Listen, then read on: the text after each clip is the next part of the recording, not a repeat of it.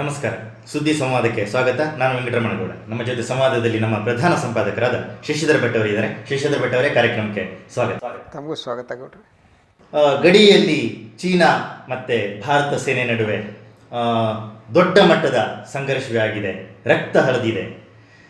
ಏನಾಯಿತು ಇಲ್ಲಿ? ಅಂದರೆ ಚೀನಾದ ಮಾತನ್ನು ನಂಬಿ ಅಥವಾ ಸೇನಾ ಮಟ್ಟದ ಮಾತುಕತೆಯನ್ನು ನಂಬಿ ಭಾರತ ಕೂತ್ಕೊಂಡ್ಬಿಡ್ತಾ? ಒಂದು 20 ಸೈನಿಕರು ಅಸುನೀಗಿದ್ದಾರೆ. ಈ ಸಂಖ್ಯೆ ಹೆಚ್ಚಾಗುವ ಸಾಧ್ಯತೆ ಕೂಡ ಇದೆ.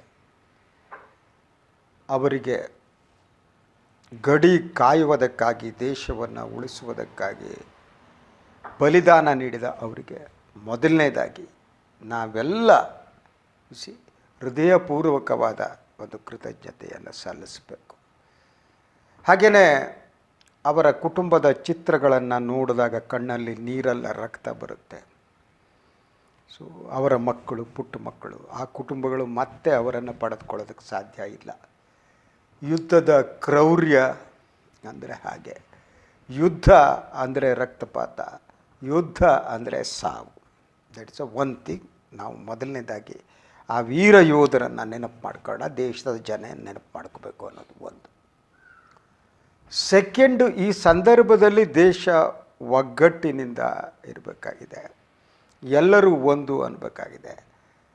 ಸಣ್ಣ ಪುಟ್ಟ ರಾಜಕೀಯ ಭಿನ್ನಾಭಿಪ್ರಾಯಗಳನ್ನು ಕೈ ಬಿಡಬೇಕಾಗಿದೆ. ಸರ್ಕಾರ ದೇಶದ ಜನರನ್ನು ವಿಶ್ವಾಸಕ್ಕೆ ತೆಗೆದುಕೋಬೇಕು. ಹಾಗೆಯೇ ಜನ ಸರ್ಕಾರವನ್ನು ಎಚ್ಚರಿಸುತ್ತಲೇ ಅದು ಮಾಡುವ ಒಳ್ಳೆಯ ಕೆಲಸಕ್ಕೆ ಬೆಂಬಲ ನೀಡಬೇಕು. ಇದು ಆವತ್ತಿನ ಸ್ಥಿತಿ. ಸೊ ಈಗ ಈ ಘಟನೆಯತ್ತ ನಾವು ಬರೋಣ. ಚೀನಾ ಮತ್ತು ಭಾರತದ ನಡುವಿನ ಗಡಿ ವಿವಾದಕ್ಕೆ ಸುದೀರ್ಘವಾದ ಒಂದು ಇತಿಹಾಸ ಇದೆ ಅನ್ನೋದು ನಮಗೆ ಗೊತ್ತು. ಆದರೆ ಇದು ಯಾಕೆ ಅಪಾಯಕಾರಿಯಾದದ್ದು ಅನ್ನೋದು ನಾವು ಆಲೋಚನೆ ಮಾಡಬೇಕು. ಸೊ ಇದುವರೆಗೆ ನಮ್ಮ ನಡುವೆ ಇದ್ದ ಭಿನ್ನಾಭಿಪ್ರಾಯ 1 ರಿಂದ 8ರವರೆಗೆ ಫಿಂಗರ್ ನಂಬರ್ 1, ಫಿಂಗರ್ 2, 3, 4, 8 ಇತ್ತು. ಸೊ ಇದರಲ್ಲಿ 4ರವರೆಗೆ ನಮ್ಮ ನಿಯಂತ್ರಣದಲ್ಲಿದ್ದರೆ, ಇನ್ನೂ 4 ಅವರ ನಿಯಂತ್ರಣದಲ್ಲಿತ್ತು. ಗಲಾಟೆಗಳು ನಡೀತಾ ಇತ್ತು. ಆದರೆ ಈಗ ಹೊಸದಾಗಿ ಯಾವತ್ತೂ ಕ್ಲೇಮ್ ಮಾಡದಿರುವ ಚೀನಾ ಈ ಗಾಲ್ವಾನ್ ಪ್ರಾಂತವನ್ನು ತನ್ನದು ಅಂತ ಹೇಳೋದಕ್ಕೆ ಪ್ರಾರಂಭ ಮಾಡಿದೆ. ಇದುವರೆಗೆ ಅದು ಡಿಸ್ಪ್ಯೂಟೆಡ್ ಏರಿಯಾ ಆಗಿರಲಿಲ್ಲ.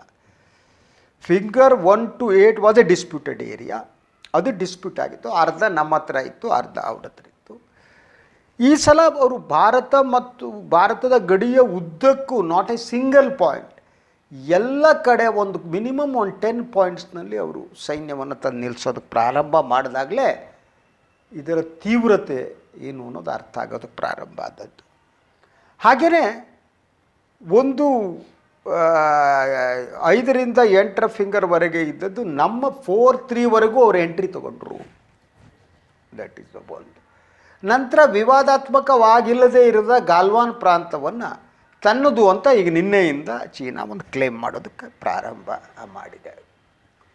ಸೊ ಈ ಪ್ರದೇಶ ಬಹಳ ಸೂಕ್ಷ್ಮವಾದದ್ದು ಅನ್ನೋದನ್ನು ನಾವು ಫಸ್ಟ್ ಅರ್ಥ ಮಾಡ್ಕೋಬೇಕು. ಒಂದು ಕಡೆ ಪಾಕಿಸ್ತಾನದ ಗಡಿ ಕೂಡ ಇದೆ, ಇನ್ನೊಂದು ಕಡೆ ಚೀನಾ ಗಡಿ ಇದೆ. ಟಿಬೆಟ್ ಪ್ರಾಂತ್ಯಕ್ಕೆ ಸೇರಿದ್ದು ಲಡಾಖ್ದು.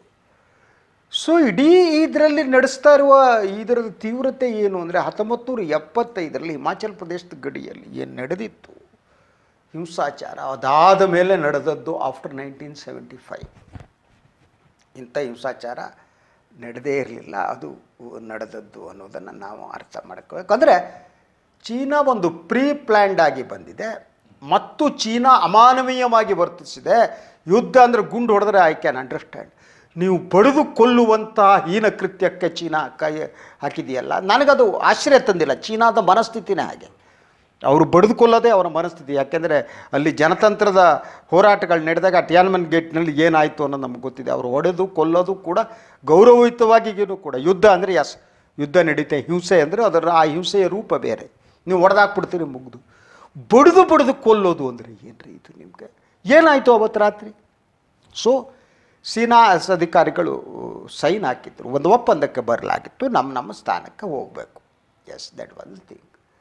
ನಮ್ಮ ಸೈನಿಕರು ಇವರು ವಾಪಸ್ ಹೋಗೋದನ್ನು ಕಾಯ್ತಾಯಿದ್ರು. ಕಳಿಸ್ಕೊಡೋದು ಒಂದು ರೀತಿಯ ಬೀಳ್ಕೊಡುಗೆ ಇತ್ತು ಅಲ್ಲಿ.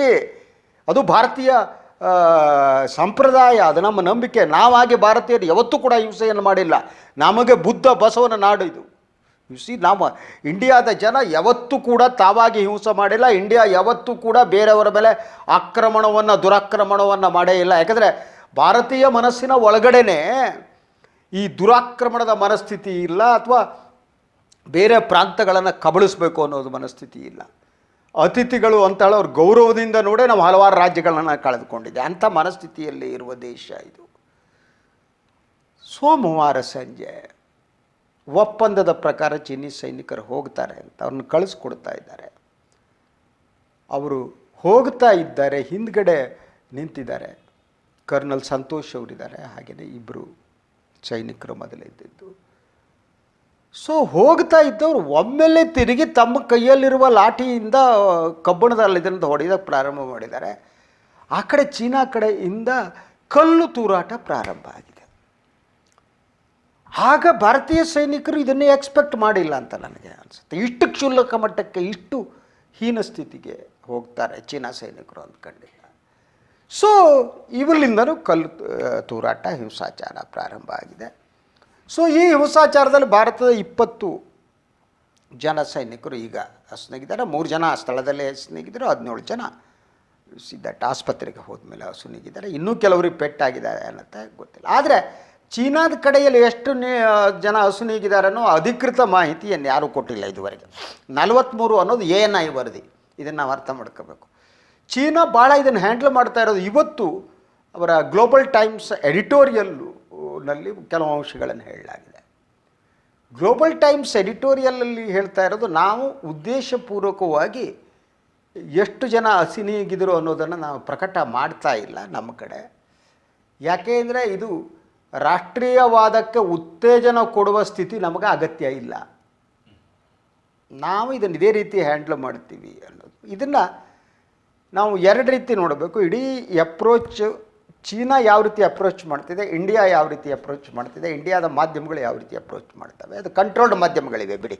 Global Times is the mouthpiece of ಚೀನಾದ communist party and the government. So ಅವರು ಗುಪ್ತವಾಗಿ ಮಾಡ್ತಿದ್ದಾರೆ, ಮುಚ್ಚಿಡ್ತಾ ಇದ್ದಾರೆ, ದೇಶದ ಜನರಿಗೂ ಹೇಳ್ತಾ ಇಲ್ಲ. ದಟ್ ಈಸ್ ಕ್ರಿಕೆಡ್ನೆಸ್ ಇದೆ, ಎಮೋಷ್ನಲ್ ಆಗಿ ತೋರಿಸ್ಕೊಡಲ್ಲ. ಈಗ ಅವರು ನಿನ್ನೆ ಕೂಡ ಅವರು ವಿದೇಶಾಂಗ ವಕ್ತಾರರು ಏನು ಹೇಳಿಕೆ ಕೊಟ್ಟಿದ್ದು, ಭಾರತದ ಸೈನಿಕರು ನಮ್ಮ ಪ್ರದೇಶದಲ್ಲಿ ಆಕ್ರಮಣಶೀಲತೆಯನ್ನು ಪ್ರದರ್ಶಿಸಿದ್ರು, ಒಳಗೆ ಬಂದರು ಅಂತ. ಆದರೆ ಅದು ಭಾರತದ ಜಾಗನೇ, ಅದು ತಮ್ಮದು ಅಂತ ಕ್ಲೇಮ್ ಮಾಡ್ಕೊಂಡು ಅದು ನಮ್ಮದೊಳಗೆ ಬಂದಿದ್ದೀರಿ ಅನ್ನುವಂಥ ಇಂತಹ ದುಷ್ಟತನವನ್ನು ಚೀನಾ ಪ್ರದರ್ಶಿಸ್ತಾ ಇದೆ. ಈಗ ಬಹಳ ಮುಖ್ಯವಾಗಿ ಚೀನಾ ಅರ್ಥ ಮಾಡಬೇಕು 1962ರಲ್ಲಿ ಏನಾಯಿತು ಅಂತ. ಹಿಂದಿ ಚೀನಿ ಬಾಯಿ ಅಂತಲೇ ಊಟ ಹೊಡೆದ ಜನ. ನಂಬಿಕೆಗೆ ಈ ವಿಶ್ವದಲ್ಲಿ ಯಾರದು ಅನರ್ಹ ರಾಷ್ಟ್ರ ಅಂತಿದ್ದಾರೆ, ಅದು ಚೀನಾ ಅಂದರೆ ಅಲ್ಲಿ ಜನರ ಬಗ್ಗೆ ನಾನು ಹೇಳ್ತಾ ಇಲ್ಲ, ಅಲ್ಲಿ ಪ್ರಭುತ್ವ, ಅಲ್ಲಿ ಅಧಿಕಾರ, ಅಲ್ಲಿ ಕಮ್ಯುನಿಸ್ಟ್ ಪಾರ್ಟಿ, ಕ್ರಿಕೆಟ್ ಜನ ಅವರು ಮೋಸ ಒಬ್ಬಿಬ್ಬರಲ್ಲ. ಹಾಂಗ್ಕಾಂಗ್ನಲ್ಲಿ ಏನಾಗ್ತಾ ಇದೆ ಅಂತ ಗೊತ್ತಿದೆ, ಟೈವಾನ್ಗೆ ಏನು ಮಾಡಿದ್ರು ಅಂತ ಗೊತ್ತಿದೆ ಅಲ್ವಾ. ಸೊ ಫಿಲಿಪೈನ್ಸು ಅವ್ರ ರಾಜ ಅಲ್ಲಿ ಈಗಿನ ಅಧಿಕಾರ ಎಲ್ಲ ಮಾಡ್ದ, ಅವನು ಫಿಲಿಪೈನ್ಸು ಎಲ್ಲ ಕಡೆ ಮಾಡ್ತಾ ಇದ್ದಾರೆ. So they are doing here also. So ಆದ್ದರಿಂದ ನಮಗೆ ಕೇವಲ ಎಮೋಷ್ನಲ್ ಅಲ್ಲ, ಅದ್ರ ಕಡೆ ಜಾಗರೂಕತೆ ಬೇಕು. ದೇಶವನ್ನು ನಮ್ಮ ಸರ್ಕಾರ ಸಂಪೂರ್ಣ ಕಾನ್ಫಿಡೆನ್ಸ್ ತಗೋಬೇಕು. They should tell us what is going on. ಗೊತ್ತಿಲ್ಲ, ಮುಚ್ಚುಮರೆ ಮಾಡಿದ್ರೆ ಆಗಲ್ಲ. ಮುಚ್ಚುಮರೆ ಮಾಡಿದ್ರೆ ಮುಳುಗೋಗ್ತೀವಿ. ಇಡೀ ದೇಶವನ್ನು ಕಾನ್ಫಿಡೆನ್ಸ್ ತಗೋಬೇಕು. ಇಡೀ ದೇಶದ ಜನ ಒಗ್ಗಟ್ಟಿನಿಂದ, ಒಕ್ಕೊರಲಿಂದ ಒಂದು ತೀರ್ಮಾನಕ್ಕೆ ಬರಬೇಕು. ಒಂದು ತೀರ್ಮಾನಕ್ಕೆ ಬಂದು ಹೇಳಬೇಕು, ಚೀನಾಕ್ಕೆ ಎಚ್ಚರಿಕೆ ಕೊಡಬೇಕು. ಚೀನಾವನ್ನು ಎದುರಿಸುವ ಶಕ್ತಿ ಇದೆ ನಮಗಿಲ್ಲ ಅಂತಲ್ಲ. ಆದರೆ ಅದು ಯಾರೋ TV ಆ್ಯಂಕರ್ಗಳ ಹಾಗೆ ಬಂದು ಕೂತ್ಕೊಂಡು ಒದರಾಡುವ ಮೂಲಕ, ಇನ್ನೊಂದು ಮೂಲಕ ಅಲ್ಲ. We should not. ಏನು ಮಾಡಬೇಕು, ನಾನು ನೋಡೋದು ಕೆಲವು ಚಾನಲ್ಗಳಲ್ಲಿ ನಿನ್ನೆ, ಹೌದು ಭಾರತೀಯ ಪ್ರಸಿದ್ಧ ಉಡಿಸಾಗೋದ್ರು, ಬಡ್ದಾಕ್ಬಿಟ್ರು, ಟೀಸಿ ಆಗಿಲ್ಲ. ಅದು that is not the thing. They are playing. ಅವ್ರು ಯಾವಾಗ ಇದಕ್ಕಿದ್ದಾಗ ನುಸುಳು ಬಂದು ಎಲ್ಲಿ ಯಾರಿಗೆ ಹೊಡಿತಾರೆ ಅಂತ ಹೇಳೋಕ್ಕಾಗಲ್ಲ. China is A dangerous country. ಯಾವತ್ತೂ ಕೂಡ ನಾವು ಕೇವಲ ಎಮೋಷ್ನಲ್ ಆಗಲ್ಲ, ನಮ್ಮ ವೈರಿಯ ಶಕ್ತಿ ಏನು ಅನ್ನೋದು ಗೊತ್ತಿರಬೇಕು. ನಾವು ವೈರಿಯ ಶಕ್ತಿಯನ್ನು ಅಂಡರ್ ಎಸ್ಟಿಮೇಟ್ ಮಾಡಿದರೆ, ಅಂಥ ವಾತಾವರಣ ಸೃಷ್ಟಿಸಿದ್ರೆ we will be the sufferer. ನಾವು ಸಫರರ್ ಆಗ್ತೀವಿ. ಅರ್ಥ ಮಾಡ್ಕೋಬೇಕು. ಸುಮ್ಮನೆ ಕೂಗಾಡ್ಬಿಟ್ರೆ, ಒದರಾಡ್ಬಿಟ್ರೆ, ಆ್ಯಂಕರ್ಗಳ ಟೈಪ್ ಕೂತ್ಕೊಬಿಟ್ಟು ಉಡೀಸ್ ನಾವು ನಮ್ದು 20 ಹೊಡೆದ್ರು ಸುಮ್ಮನೆ ಕೂತ್ಕೋತಾರೆ ಅಂತ ಗೊತ್ತಿಲ್ಲ. ಇದು ಮಾತುಕತೆ ಪರಿಣಾಮ. ಇನ್ನು ಮಾತುಕತೆ ಆಗಬೇಕಷ್ಟೇ. ಒಂದು ಕಡೆ ಅಂತಾರಾಷ್ಟ್ರೀಯ ಪ್ರೆಷರಿಂದ ಚೀನಾದ ಮೇಲೆ ಒಂದು ಪ್ರೆಷರ್ ಹಾಕಬೇಕು. ಎರಡನೇದ ಮಾತುಕತೆಯ ಮೂಲಕ ಬಗೆಹರಿಸುವಂಥ ಸ್ಥಿತಿ ಮಾಡಬೇಕು. ಆದಷ್ಟು ಪ್ರಾಣಹಾನಿ ಆಗದಿದ್ದಾಗೆ ನೋಡ್ಕೋಬೇಕು ಅಂತ ನನಗೆ ಅನಿಸುತ್ತೆ ಗೌಡ್ರಿ. ಈಗ ಮಾತುಕತೆ ಏನು ನಡೀತಾ ಇತ್ತಲ್ಲ, ಎರಡೂ ಸೇನೆಗಳು ಗಡಿಯಿಂದ ಹಿಂದೆ ಸರ್ಕೋಬೇಕು ಅನ್ನುವ ಹಂತದಲ್ಲೇ ಇಂಥದ್ದೊಂದು ಅನ್ಎಕ್ಸ್ಪೆಕ್ಟೆಡ್ ಅನ್ನುವ ರೀತಿಯಲ್ಲಿ ಅಟ್ಯಾಕ್ ಆಯಿತು. ಇದು ಹಾಗಾದರೆ ಮಾತುಕತೆಯ ಹಂತದಲ್ಲೂ ಕೂಡ ಚೀನಾ ಒಂದು ವ್ಯವಸ್ಥಿತವಾಗಿ ಇದರ ಬಗ್ಗೆ ಪ್ಲಾನ್ ಮಾಡ್ಕೊಳ್ತಾ ಇತ್ತ? ಇದು ಒಂದು ಪ್ಲ್ಯಾಂಡ್ ಅಂತೇನೆ. ಇದು ಭಾಳಷ್ಟು ಜನ ನೀವು ವಿಶ್ಲೇಷಕರು ಟಿ ವಿಗಳಲ್ಲಿ ಹೇಳೋದು ಇದ್ದಕ್ಕಿದ್ದಾಗ ಅಲ್ಲಿ ಆ ರೆಜಿಮೆಂಟು ಆರ್ ನೋ, ಇದು ಇಡೀ ಚೀನಾದ ನಾಯಕತ್ವಕ್ಕೆ ಗೊತ್ತಿರುತ್ತೆ, ಆಯಿತಾ. ಅವನಿಗೆ ಅಧ್ಯಕ್ಷರಿಗೆ ಗೊತ್ತಿದೆ ಇದು ಪ್ಲ್ಯಾಂಡ್ ಆಗಿ ಮಾಡಿರೋದು. ಯಾಕೆ ಅನ್ನು ಕೇಳ್ಬೋದು ನೀವು. ಅದಕ್ಕೆ ಸುಮಾರು ಕಾರಣಗಳಿವೆ. ಕೇವಲ ಭಾರತ ಅಲ್ಲಿ ಅಭಿವೃದ್ಧಿ ಕಾರ್ಯಗಳನ್ನ ಮಾಡ್ತಾ ಇದೆ ಅನ್ನೋ ಒಂದೇ ಕಾರಣಕ್ಕಾಗಿ ಚೀನಾ ಮಾಡಿದೆ ಅಂತ ನಂಬಲ್ಲ.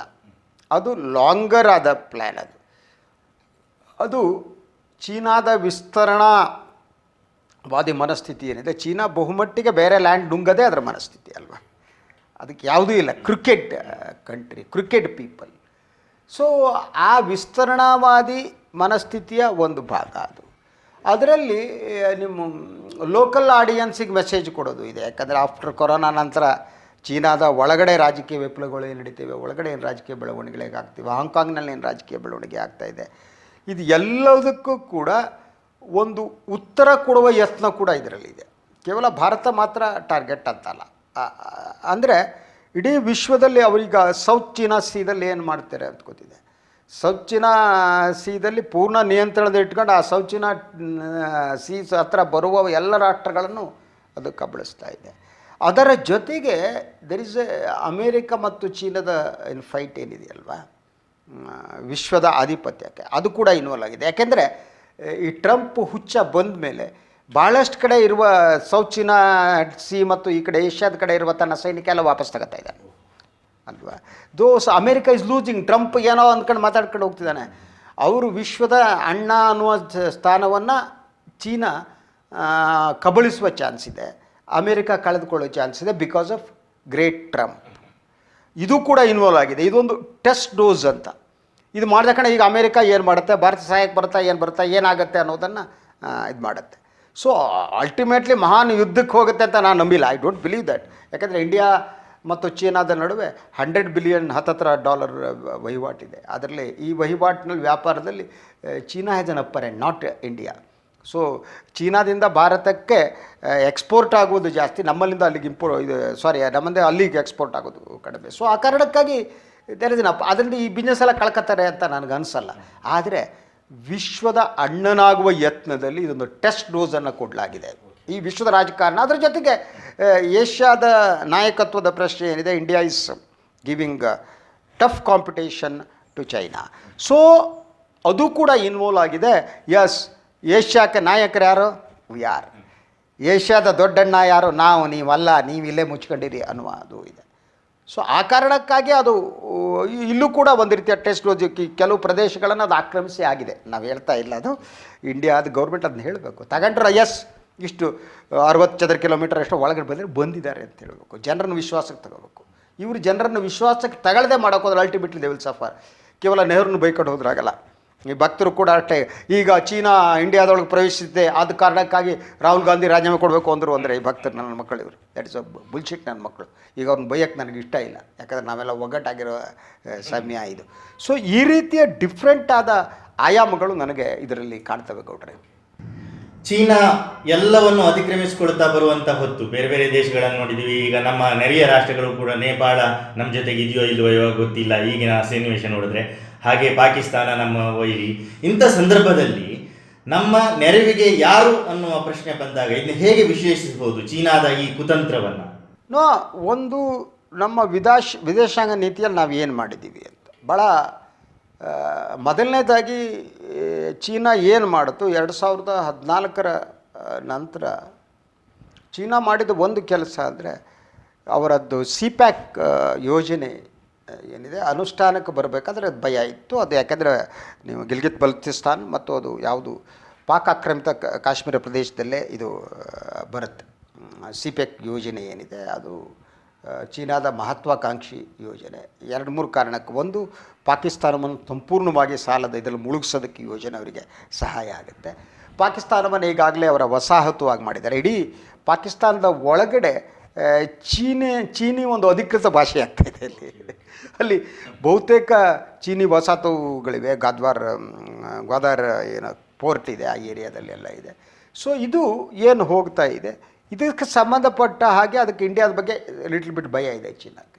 ಆ ಕಾರಣಕ್ಕೆ 2014 ನಂತರ ಪಾಕಿಸ್ತಾನದ ಜೊತೆ ಮಾತುಕತೆಯಾಡಿ ಸಮಸ್ಯೆಯನ್ನು ಬಗೆಹರಿಸಿಕೊಳ್ಳಿ, ನಿಮ್ಮ ಮತ್ತು ಪಾಕಿಸ್ತಾನದ ಸಮಸ್ಯೆ ಬಗೆಹರಿದ್ರೆ ಮಾತ್ರ ನಿಮ್ಮ ಸಮಸ್ಯೆ ಬಗೆಹರಿಯುತ್ತೆ, ನಾವು ಸ್ನೇಹಿತರಾಗಕ್ಕೆ ಸಾಧ್ಯ ಅನ್ನೋ ಒಂದು ಮೆಸೇಜನ್ನು ಚೀನಾ ಕೊಡ್ತು.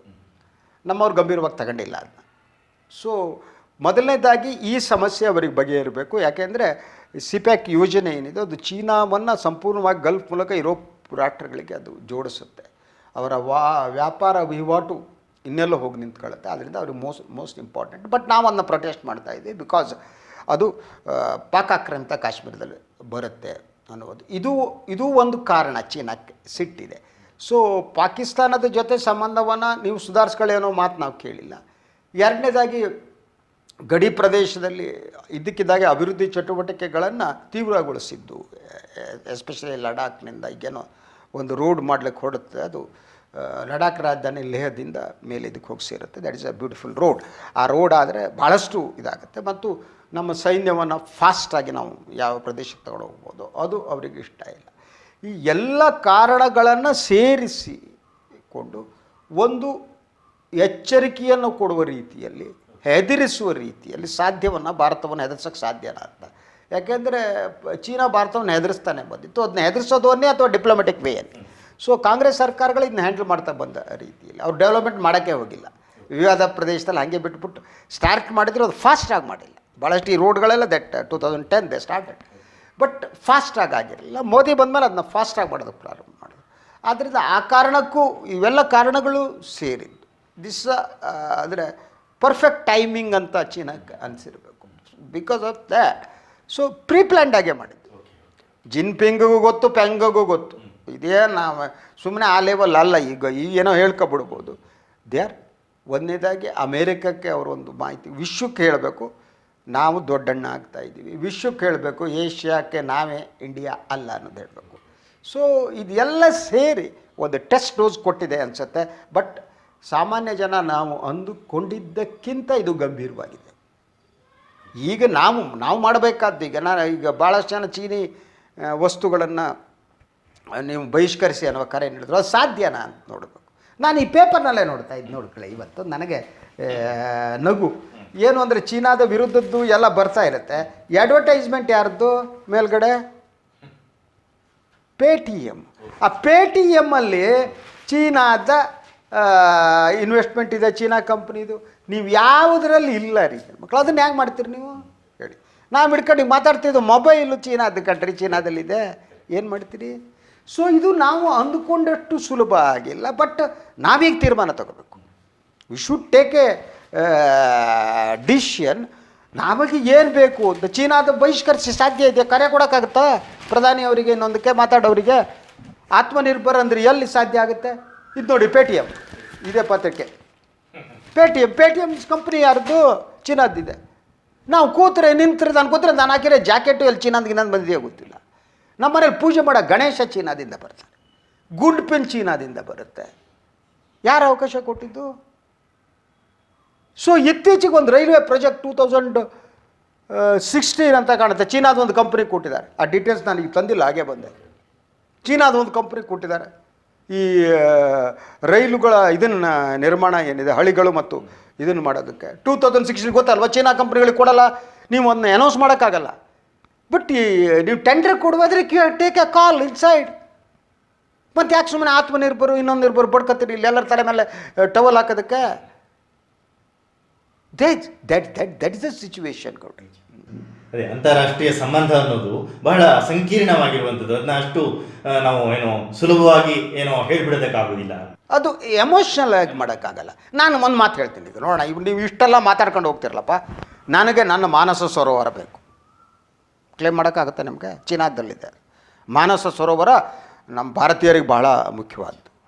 ಇವತ್ತು ಕೂಡ ಮಾನಸ ಸರೋವರಕ್ಕೆ ಪರ್ಮಿಷನ್ ತಗೊಂಡು ಚೀನಾದ 2-3 ದಾರಿಗಳಿವೆ, ಹೋಗಿ ಬರ್ತೀವಲ್ಲಪ್ಪ. ಕ್ಲೇಮ್ ಮಾಡಿ. ಚೀನಾ ಅಥವಾ ನಮಗೆ ಧಾರ್ಮಿಕವಾಗಿ ಭಾಳ ಹತ್ತಿರವಾದ್ದು ಮಾನವ ಸರೋವರ ನಮ್ಗೆ ಇಂಡಿಯಾಕ್ಕೆ ಬೇಕು ಅಂತ ಹೇಳ್ರಪ್ಪ ಆಗತ್ತೆ. ಸೊ ಮಾತಾಡುವ ಮೂಲಕ ನೀವು ಅಂತಾರಾಷ್ಟ್ರೀಯ China is planning in a such a beautiful way. ನಾನು ಹೇಳ್ತಾ ಇರೋದು so that is the thing. So ಕೊನೆದು ಒಂದು ಮಾತು ನಾನು ಹೇಳಬೇಕು ಅಂತ ನನಗೆ ಅನ್ನಿಸ್ತಾ ಇದೆ. ನಾನು ಈ ಸಂದರ್ಭದಲ್ಲಿ ನಮ್ಮ ಎಡಪಂಥೀಯ ಪಕ್ಷಗಳಿಂದ ನಿರೀಕ್ಷೆ ಮಾಡ್ತೀನಿ, they should condemn it. But ಬಹಳ ಜಾಗರೂಕತೆಯಿಂದ ಈ ಎಡಪಕ್ಷಗಳ ನಾಯಕರುಗಳು ಸ್ಟೇಟ್ಮೆಂಟ್ ಕೊಡ್ತಾರೆ, ನಿನ್ನೆ ಗಮನಿಸ್ತಾ ಇದ್ದೀನಿ ನಾನು.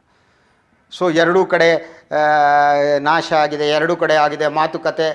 ಚೀನಾದ ಆಕ್ರಮಣಶೀಲ ಮನಸ್ಥಿತಿಯನ್ನು ಎಡಪಂಥೀಯವಾದಿಗಳು ಕಂಡೆಮ್ ಮಾಡಬೇಕು. That is what I expect. ನೀವು ಕೇವಲ ಅಲ್ಲಿ ಕಮ್ಯುನಿಸಮ್ ಇದೆ ಇಲ್ಲೂ ಇದೆ ಅನ್ನುವ ಕಾರಣಕ್ಕೆ ಕೂತ್ರೆ ಈಗಾಗಲೇ ಇಂಡಿಯಾದಲ್ಲಿ ನಾಶ ಆಗೋಗ್ಬಿಟ್ಟಿದ್ರಿ. ಚೀನಾದ ಏಜೆಂಟ್ರು ಅಂತಾರೆ ಕಣ್ರಿ ನಿಮಗೆ. Please come out. ನೀವು ಬೇಕು, ಎಡಪಂಥೀಯರು ಬೇಕು ನಮಗೆ. ಎಡಪಂಥೀಯರು ಅಂದರೆ ಚೀನಾ ಅಲ್ಲ, ಮಾರ್ಕ್ಸ್ವಾದ ಅಂದರೆ ಕೇವಲ ಚೀನಾದ್ದಲ್ಲ. ಚೀನಾದಲ್ಲಿ ಮಾರ್ಕ್ಸ್ವಾದ ಇದೆಯೇ ಇಲ್ಲ ನನಗೆ ಅನುಮಾನ ಇದೆ. ಸೊ ಆ ಕಾರಣಕ್ಕಾಗಿ ಹೇಳ್ತೀನಿ. ಬಟ್ ನೀವು ಈಗ ಕಳ್ಳತನದಲ್ಲಿ ಅಡ ಕೂತ್ಕೊಬೇಡಿ. CPI ನಾಯಕರು, CPM ನಾಯಕರು ಹಾಗೂ ಎಡಪಂಥೀಯ ವಿಚಾರಧಾರಿಗಳೇನಿದ್ದಾರೆ ನೀವು, you should come out and condemn ಚೀನಾದ ಇದನ್ನು ಒಕ್ಕೊರಲಿಂದ ಕಂಡೆಮ್ ಮಾಡಬೇಕು. ನಾನು ಅದನ್ನು ಎಡಪಕ್ಷಗಳಿಂದ ನಿರೀಕ್ಷೆ ಮಾಡ್ತೀನಿ. ಧನ್ಯವಾದ ಗೌಡ್ರೆ. ಎಸ್ ಪ್ರಿಯ ವೀಕ್ಷಕರೇ, ಇದಾಗಿತ್ತು ಇವತ್ತಿನ ಸುದ್ದಿ ಸಂವಾದ. ನಾನು ಗೌಡ್ರು ಮತ್ತೆ ಬರ್ತೀವಿ. ಮೇಜರ್ ಇವತ್ತೇನಾದ್ರು ಇಂಪಾರ್ಟೆಂಟ್ ಆದರೆ ಮತ್ತೆ ವಿಲ್ಕಮ್. ಓಕೆ, ಎಲ್ಲರಿಗೂ ಶುಭವಾಗಲಿ. ನಮಸ್ಕಾರ.